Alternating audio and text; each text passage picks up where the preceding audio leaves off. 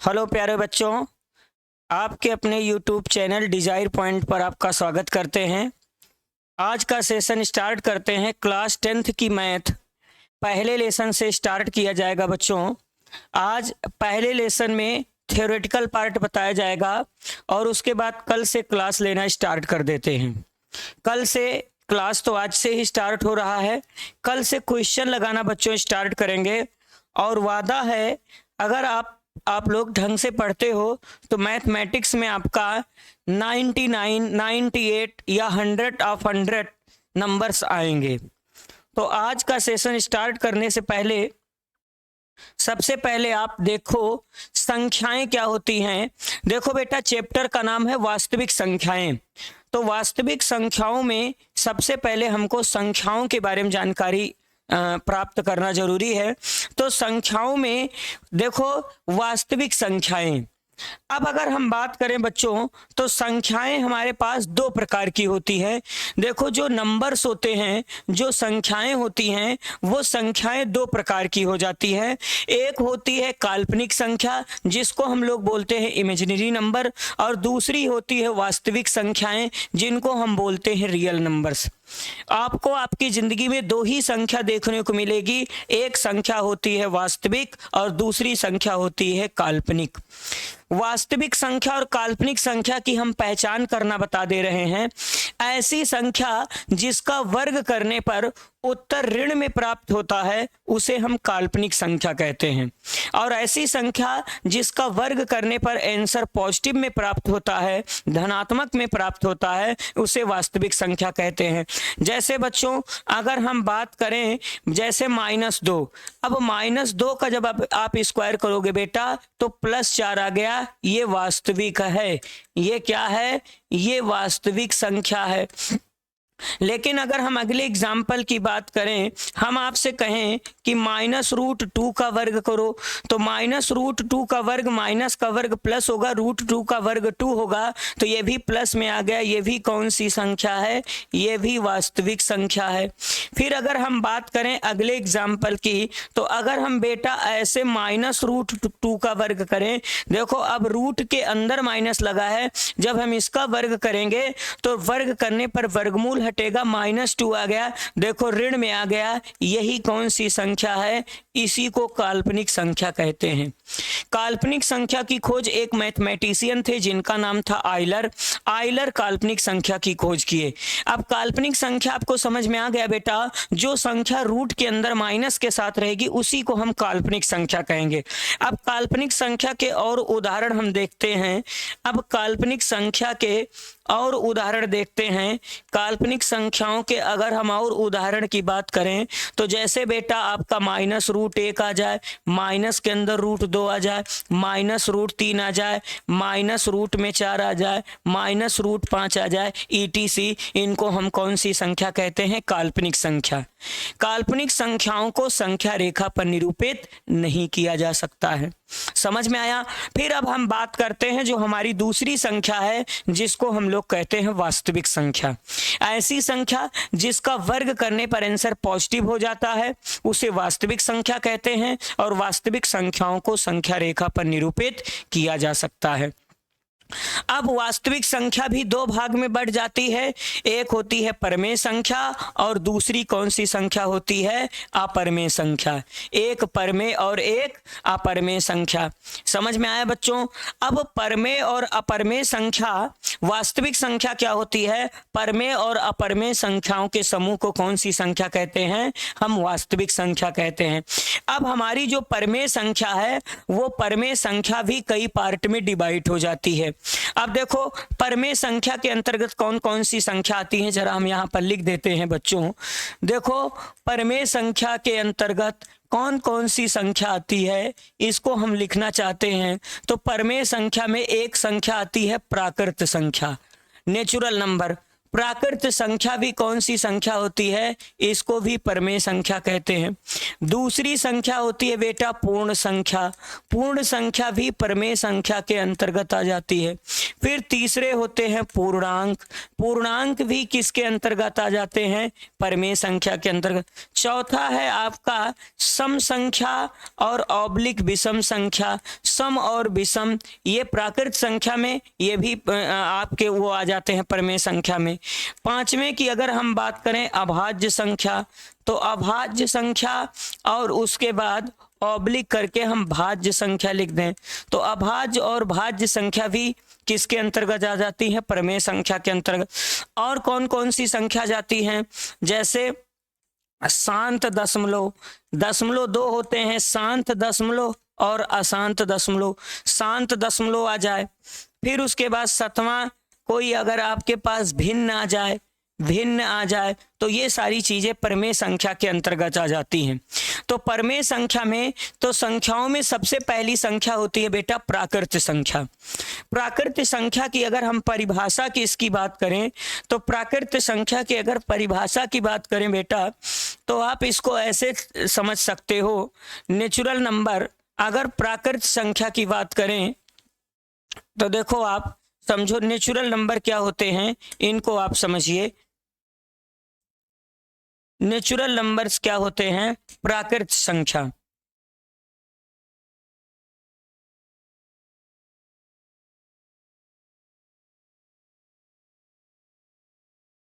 Natural number प्राकृत संख्या।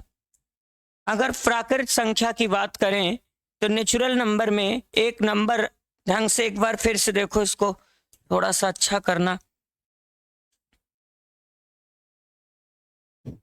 Natural number ये है आपका नेचुरल नंबर प्राकृत संख्या। नेचुरल नंबर किसे कहते हैं? प्राकृत संख्या किसे कहते हैं? जरा देखो, लिखो ऐसी संख्या, ऐसी संख्या जिसका प्रयोग, ऐसी संख्या जिसका प्रयोग किसी वस्तु को गिनने में, ऐसी संख्या जिसका प्रयोग किसी वस्तु को गिनने में, किसी वस्तु को, ऐसी संख्या जिसका प्रयोग किसी वस्तु को गिनने में किया जाता है। बहुत सारे बच्चे ऐसे हैं जो 11-12 की क्लास में पहुंच गए हैं, लेकिन वो परमेय संख्या, वो प्राकृत संख्या नहीं जानते हैं। ऐसी संख्या जिसका प्रयोग किसी वस्तु को गिनने में किया जाता है, किया जाता है, किया जाता है, उसे परमेय संख्या कहते हैं। उसे परमेय, उसे प्राकृत संख्या कहते हैं। उसे कौन सी संख्या कहते हैं? प्राकृत संख्या कहते हैं, नेचुरल नंबर कहते हैं, उसे प्राकृत संख्या कहते हैं। इसे प्राकृत संख्या को, इसे कैपिटल एन या स्मॉल एन से प्रदर्शित करते हैं। इसे कैपिटल एन या स्मॉल एन से प्रदर्शित करते हैं, प्रदर्शित करते हैं। अब इसके अंतर्गत देखो क्या क्या आती हैं। जैसे इसे लिखा जाता है कैपिटल एन इक्वल्स टू 1 आ जाएगा बेटा, 2 आ गया, 3 आ गया, 4 आ गया, 5 आ गया, डैश डैश। प्राकृत संख्याएं कभी ऋणात्मक में प्राप्त नहीं होती हैं, ऋणात्मक प्राकृत संख्या नहीं है, इसकी शुरुआत 1 टू इन्फिनिटिव। अब इसमें क्वेश्चन ऐसे आ जाता है, ऐसे क्वेश्चन आ जाए, ऐसे क्वेश्चन देखो बेटा आ सकता है कि सबसे बड़ी, देखो इसमें ऐसे पूछा जाए सबसे छोटी प्राकृत संख्या, ऐसे पूछा जाए सबसे छोटी प्राकृत संख्या, सबसे छोटी प्राकृत संख्या। अगर आपसे पूछा जाए सबसे छोटी प्राकृत संख्या क्या है, तो 1 कहोगे। फिर दूसरे में अगर पूछ लिया जाए, कई बार ये पूछा गया है सबसे बड़ी प्राकृत संख्या, तो सबसे बड़ी प्राकृत संख्या बच्चों क्या है? अज्ञात है। सबसे बड़ी प्राकृत संख्या हमको नहीं पता है, तो ये क्या है? ये अज्ञात है, नॉट डिफाइंड, अज्ञात। तो प्राकृत संख्या की जानकारी आपको प्राप्त हुई। ऐसी संख्या जिसका प्रयोग किसी वस्तु को गिनने में किया जाता है बेटा, उसे प्राकृत संख्या कहते हैं, और इसकी शुरुआत 1 से लेकर अनंत तक होती है। 1 से लेकर अनंत तक की संख्याओं को प्राकृत संख्या कहते हैं। अगर अगले संख्या की बात करें तो पूर्ण संख्या आप जानते हो, पूर्ण संख्या आप जानते हो, 0 से लेकर सभी प्राकृत संख्या को कौन सी संख्या कहते हैं? पूर्ण संख्या कहते हैं। शून्य सहित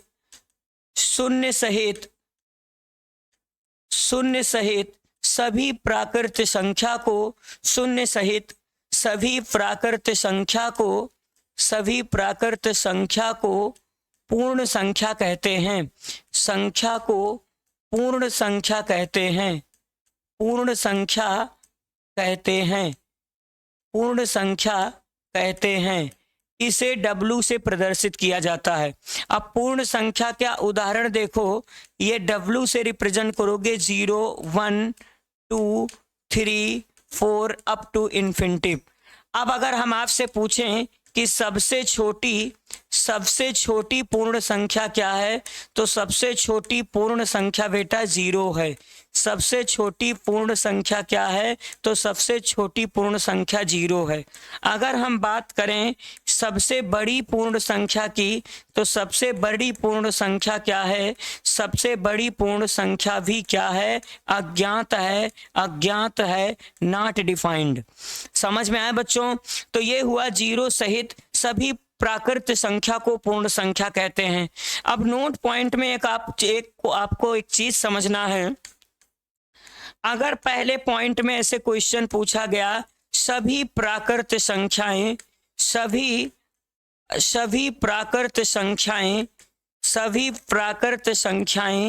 पूर्ण संख्या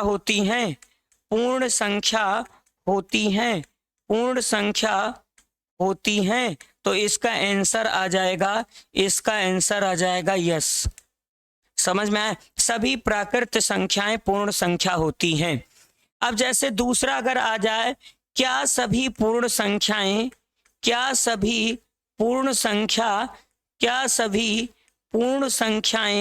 प्राकृत संख्याएं होती हैं? क्या सभी पूर्ण संख्याएं प्राकृत संख्याएं होती हैं? प्राकृत संख्याएं होती हैं, तो आप इसका जवाब करोगे नो। समझ में आया? सभी प्राकृत संख्याएं पूर्ण संख्याएं होती हैं, लेकिन सभी पूर्ण संख्याएं प्राकृत संख्याएं हों यह जरूरी नहीं है। 0 बेटा, 0 आपका पूर्ण संख्या है, लेकिन 0 प्राकृत संख्या नहीं है। आगे बढ़ते हैं बच्चों। अगला है आपका इंटीजर्स। पूर्णांक क्या होते हैं? इंटीजर्स के बारे में जरा देखो। पूर्णांक, इंटीजर्स। अब ध्यान से देखो, जब पूर्ण संख्या में धन और ऋण चिन्ह लगा दिया जाता है तो वो पूर्णांक बन जाता है। पूर्णांक कितने प्रकार के होते हैं बच्चों? तो पूर्णांक 3 प्रकार के होते हैं ना। एक होता है धनात्मक पूर्णांक। पूर्णांक 3 प्रकार के होते हैं। धनात्मक पूर्णांक, दूसरा होता है ऋणात्मक पूर्णांक। धनात्मक पूर्णांक, दूसरा ऋणात्मक पूर्णांक, धनात्मक पूर्णांक, ऋणात्मक पूर्णांक, और एक होता है शून्य पूर्णांक। कौन सा पूर्णांक होता है? एक होता है शून्य पूर्णांक। शून्य पूर्णांक में शून्य आता है। ऋणात्मक पूर्णांक में ऋण 3, ऋण 2, ऋण 1, ये ऋणात्मक पूर्णांक है। धनात्मक में बेटा +1, +2, +3, +4 अप टू इन्फिनिटी, ये धनात्मक पूर्णांक होते हैं। पूर्णांक को किससे प्रदर्शित करते हैं? पूर्णांक को किससे प्रदर्शित करते हैं? आई या जेड से प्रदर्शित करते हैं।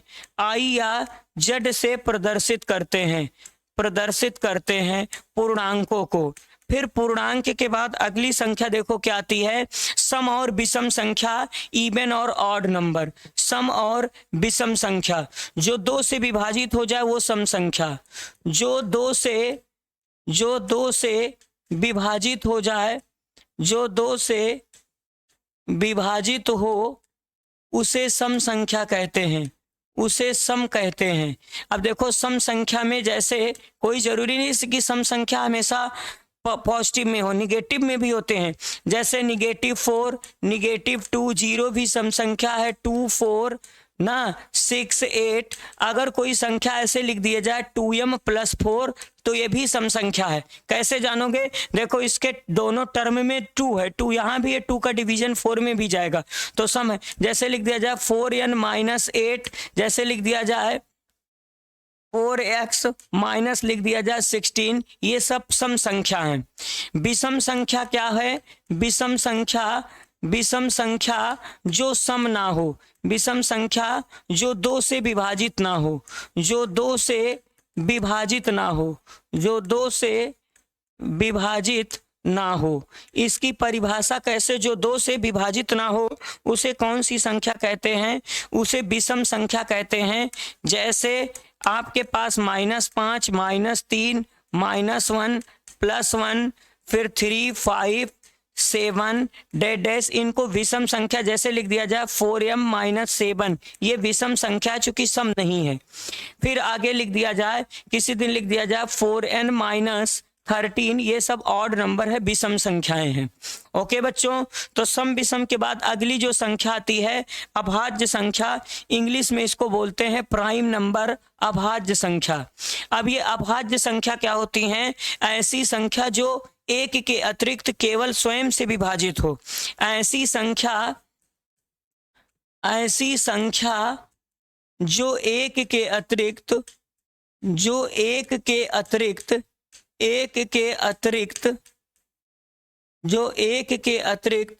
केवल स्वयं से विभाजित हो, केवल स्वयं से विभाजित हो, जो 1 के अतिरिक्त केवल स्वयं से विभाजित हो, उसे कौन सी संख्या कहते हैं? अभाज्य संख्या। मतलब जिसका केवल एक गुणनखंड हो, एक और स्वयं। जैसे उदाहरण देखो बच्चों, प्राइम नंबर जैसे 2 3 5 7 11 13 17 19 23 etc, इनको हम कौन सी संख्या कहते हैं? अभाज्य संख्या। नोट पॉइंट में ये लिखना है, सबसे छोटी अभाज्य संख्या, सबसे छोटी अभाज्य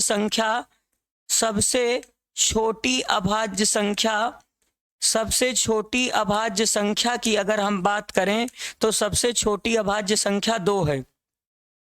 दूसरे पॉइंट में 2 के अतिरिक्त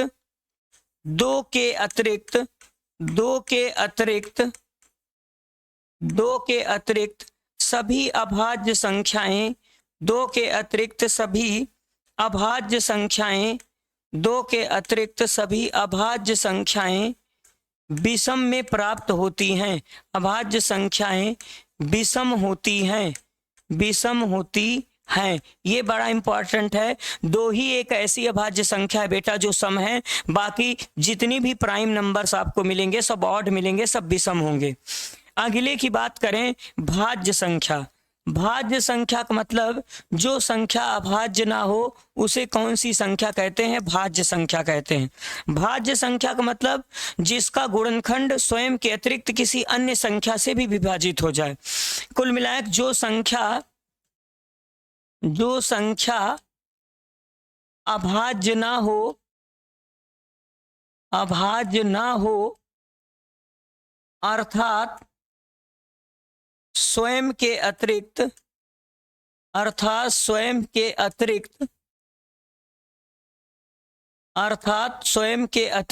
किसी अन्य संख्या से भी विभाजित हो जाए, स्वयं के अतिरिक्त किसी अन्य संख्या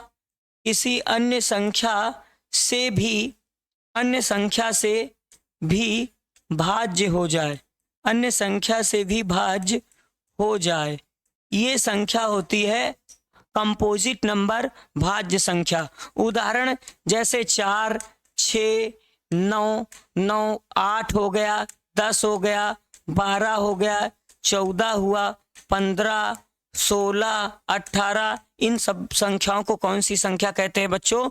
इनको हम भाज्य संख्या कहते हैं। फिर अगली संख्या आती है सहअभाज्य संख्या।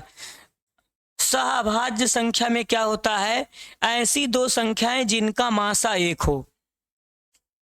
सहअभाज्य संख्या में ऐसी दो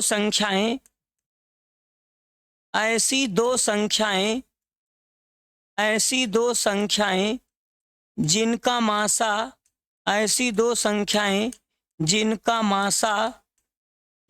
मासा एक हो उन्हें अभाज्य संख्या कहते हैं। बस जैसे अगर हम बात करें 3 व 5 अभाज्य संख्याएं हैं, 3 व 5 सह अभाज्य संख्याएं हैं। ऐसी दो संख्याएं जिनका मासा एक हो सह अभाज्य संख्याएं हैं, सह अभाज्य संख्याएं हैं। कैसी सहअभाज्य संख्याएं हैं बेटा? क्योंकि इनका मासा अगर हम बात करें, इनके मासा की बात करें, इनका मासा अगर लिया जाए सहअभाज्य संख्याएं, इनका मासा अगर हम लिखें 3 मल्टीप्लाई 1, 5 का फैक्टर लिख सकते हो 5 मल्टीप्लाई 1, तो मासा का मतलब बेटा जो दोनों में कॉमन हो, तो दोनों में कॉमन क्या है? 1 है, तो इनका मासा 1 हुआ, इसलिए ये सहअभाज्य संख्या है। तो ऐसी दो संख्याएं जिनका HCF हाईएस्ट कॉमन फैक्टर मासा 1 हो वह एक दूसरे की को प्राइम नंबर हो जाती हैं सहअभाज्य संख्याएं। तो कुल मिलाकर इतनी संख्याएं हुई। अब बेटा इसमें कल से आपको और सहअभाज्य संख्या के आगे भी आपको बताया जाएगा कि सहअभाज्य संख्या के बाद आगे है परमेय संख्या, अपरमेय संख्या, फिर उसके बाद वास्तविक संख्या। तो आज संख्याओं की कड़ी में सबसे पहले आपको बताया गया प्राकृत संख्या। ऐसी संख्या जिसका प्रयोग किसी वस्तु को गिनने में करते हैं उसे प्राकृत संख्या कहते हैं, इसे स्मॉल n से व्यक्त करते हैं। सबसे छोटी प्राकृत संख्या 1 है, सबसे बड़ी प्राकृत संख्या ज्ञात है। फिर प्राकृत संख्या के बाद पूर्ण संख्या बताया गया। 0 सहित सभी प्राकृत संख्या को पूर्ण संख्या कहते हैं, इसे W से प्रदर्शित करते हैं। सबसे छोटी पूर्ण संख्या 0 है, सबसे बड़ी पूर्ण संख्या अज्ञात है। सभी पूर्ण संख्याएं प्राकृत संख्याएं नहीं होती हैं, लेकिन सभी प्राकृत संख्याओं को पूर्ण संख्या कहा जाता है। ओके, फिर उसके बाद पूर्णांक क्या होता है? जब पूर्ण संख्या को धन और ऋण चिन्ह से व्यक्त कर दिया जाता है तो उसे पूर्णांक कहते हैं। मेनली पूर्णांक 3 प्रकार के होते हैं, धनात्मक, ऋणात्मक और शून्य पूर्णांक। पूर्ण संख्या तो पूर्ण होती है, वो ऋणात्मक नहीं होती, लेकिन पूर्ण संख्या पर जब ऋण चिन्ह लग जाता है तो वो ऋणात्मक पूर्णांक हो जाता है। ओके बच्चों, फिर उसके बाद आगे आपको पढ़ाया गया सम और विषम संख्या। जो 2 से विभाजित हो जाए उसे सम संख्या कहते हैं, और जो 2 से विभाजित ना हो उसे कौन सी संख्या कहते हैं? उसे विषम संख्या कहते हैं। फिर उसके बाद संख्याओं में आगे आपको बताया गया अभाज्य संख्या, प्राइम नंबर। ऐसी संख्या जो एक के अतिरिक्त केवल स्वयं से विभाजित हो उसे कौन सी संख्या कहते हैं? अभाज्य संख्या। सबसे छोटी अभाज्य संख्या 2 है, एक अभाज्य संख्या नहीं है। चूंकि अभाज्य संख्या का 2 गुणनखंड हो, स्वयं और एक, लेकिन एक का केवल एक गुणनखंड हो रहा है, एक का गुणनखंड केवल एक ही हो रहा है। और अभाज्य संख्या में जैसे 2 का गुणनखंड देखो 2 भी है और 1 भी है। 3 के 2 गुणनखंड आ रहे हैं, 3 और क्या 1, इसीलिए 2 और 3 अभाज्य संख्या है, एक अभाज्य संख्या नहीं है। तो अभाज्य संख्या की स्टार्टिंग बेटा 2 से स्टार्ट, 2 3 5 7, फिर उसके बाद 11 13 etc, ये प्राइम नंबर है। ओके, फिर उसके बाद अभाज्य संख्या के बाद भाज्य संख्या। जो अभाज्य ना हो उसे भाज्य कहते हैं। भाज्य का मतलब जो स्वयं के अतिरिक्त किसी अन्य संख्या से विभाजित हो जाए उसे भाज्य संख्या कहते हैं। और फिर लास्ट में अभी बताया गया सहभाज्य संख्या को प्राइम नंबर। ऐसी दो संख्याएं जिनका मासा 1 हो वह एक दूसरे की सहभाज्य संख्याएं कहलाती हैं। ओके बच्चों, तो आज के लिए बस इतना ही पढ़ाया गया। आज की क्लास बस सहभाज्य संख्या तक चली। कल से बेटा आगे संख्याओं की कड़ी में अभी 2-3 संख्या और रह गई, इसको पढ़ाने के बाद फिर यूक्लिड विभाजन प्रमेय का प्रमेय पढ़ाया जाएगा, उस पर सारे क्वेश्चन लगवाए जाएंगे। फिर प्रमेय संख्याओं का दशमलव प्रसार शांत और अशांत 2 प्रकार का होता है। तो कुल मिला के स्टेप वाइज एक एक चीज धीरे धीरे डिस्कस किया जाएगा। और आप लोग फेयर कॉपी, एक कॉपी ले लो, उसमें मैथ एक तरफ से ऐसे जैसे हम नोट्स बनवा रहे हैं आप नोट्स बनवाओ, क्वेश्चन जितने हम करवाएंगे उसको भी एक फेयर कॉपी में करना, तो इससे आपका काम बन जाएगा और अच्छा नंबर आप मैथ में ले आ सकते हो। ओके बच्चों, आज के लिए इतना ही। थैंक यू, धन्यवाद।